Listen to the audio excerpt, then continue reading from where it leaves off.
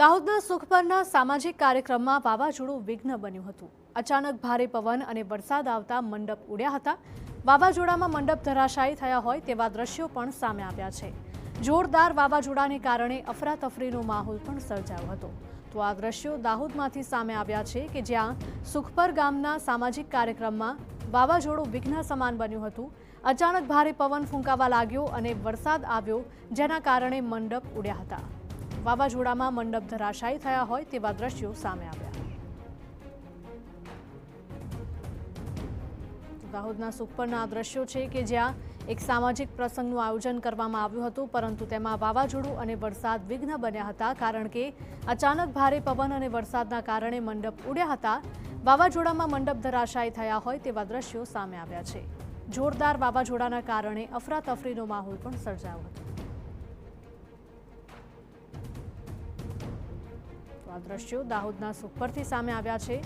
એક સામાજિક કાર્યક્રમનું આયોજન કરવામાં આવ્યું હતું, મંડપ બાંધવામાં આવ્યા હતા, પરંતુ અચાનક વાતાવરણ પલટાયું અને વરસાદ થયો હતો। અમારા સંવાદદાતા હરીન જોડાયા છે વધુ માહિતી સાથે। હરીન, સુખપરના સામાજિક કાર્યક્રમમાં મંડપ બાંધવામાં આવ્યા હતા, પરંતુ વરસાદ અને વાવાઝોડું આવતા મંડપ ધરાશાયી થયા હતા।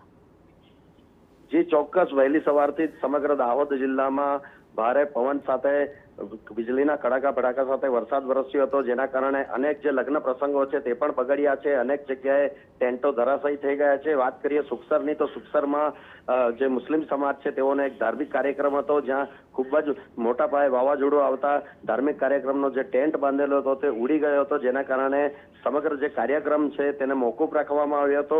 બીજી તરફ બલૈયા ચોકડી પર એક વૃક્ષ ધરાશાયી થઈ ગયો હતો, જેના કારણે ટ્રાફિક જામના દ્રશ્યો સર્જાયા હતા।